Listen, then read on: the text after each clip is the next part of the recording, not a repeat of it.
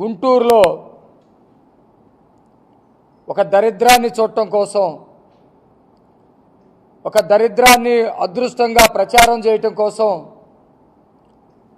ఒక పనికి మాలిన వ్యక్తిని నాయకుడిగా చిత్రీకరించడం కోసం, క్యారెక్టర్ లేనటువంటి వ్యక్తిని మహానుభావుడని కీర్తింప చేయటం కోసం వైసీపీ నాయకులందరూ కూడా పనిగట్టుకొని గుంటూరు వస్తూ ఉన్నారు.